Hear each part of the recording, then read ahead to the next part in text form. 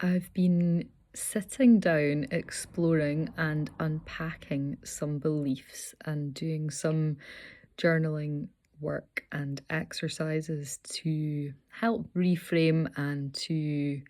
create a new narrative and story around certain things that maybe in the past I have labeled challenging or have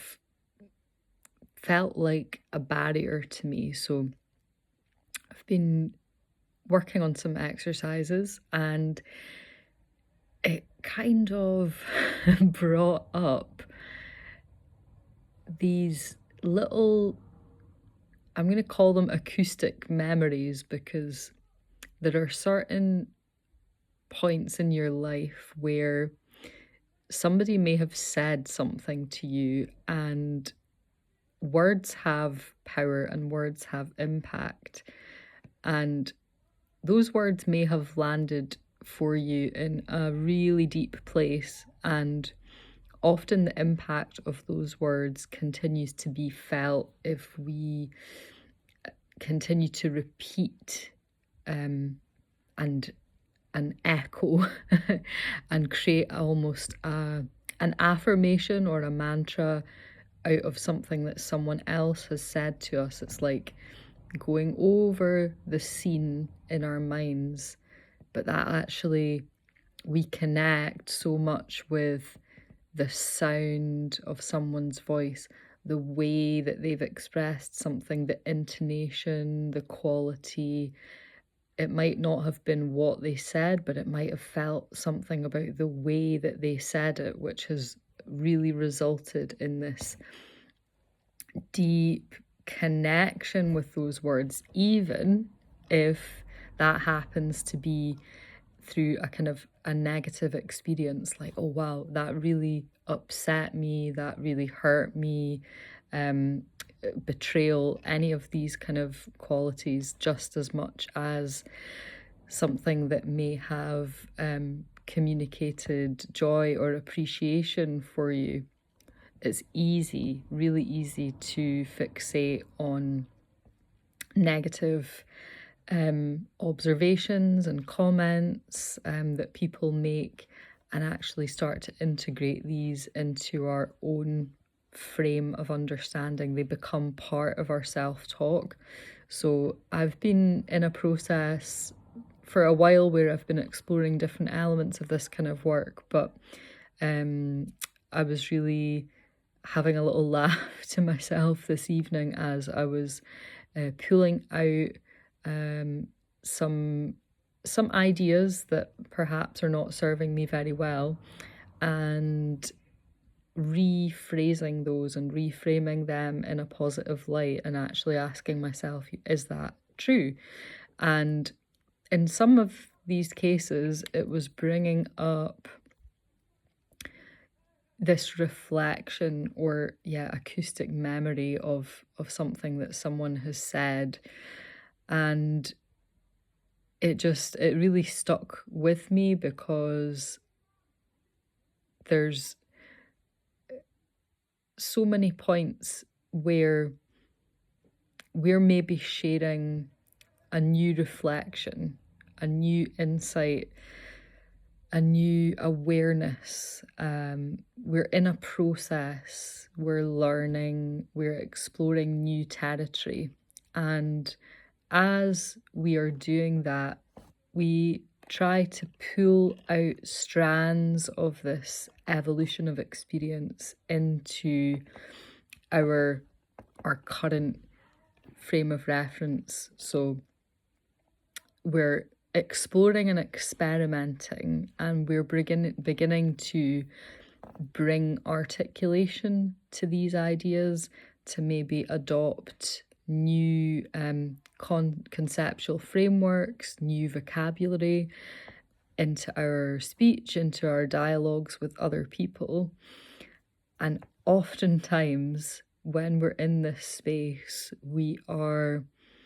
not always communicating from a place of absolute clarity or absolute certainty or complete assured confidence.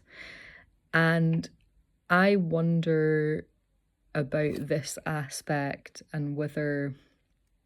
the kind of underlying emotional energy behind our exploratory expressions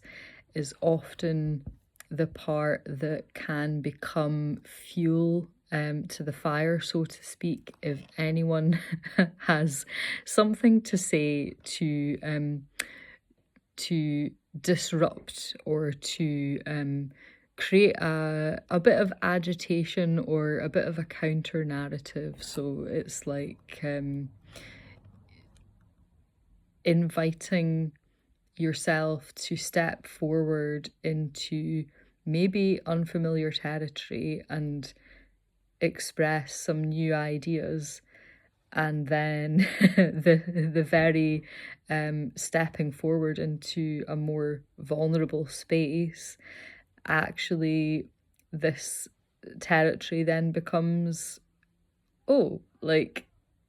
I don't like this because someone has reflected something back to you that has maybe shut that down, or um, insinuated that, oh, well, that doesn't resonate with me, or that's not the way that I see things. And the fact that we can so quickly lean into adopting that counter narrative or negative comment to be part of our new story and part of our new way of identifying with that particular concept or idea is really fascinating. And yeah, belief work is a layer that I explore within my own practice, creatively, as an entrepreneur, and it's really useful line of inquiry and really good to generate prompts for journaling, etc. But yeah, which voices are we listening to is a really interesting question. Which voices are empowering me, supporting me, encouraging me to grow, to learn, to try new things, and which voices are recycling old stories and criticisms that might not even be mine. So I'm just bringing a little bit of my own practice and reflection from this evening to share kind of the space that I find myself in, and also just to invite that opportunity for discussion. So if you have experienced something similar to this, whether that's at work, in your personal life, if you have an anecdote or a story that you would like to share, that you feel comfortable and safe to share, then I invite you to step into the conversation and, yeah, let me know a time where this has come up for you. What beliefs are you currently working with? What are you trying to transform in your own life to improve your quality of self-talk?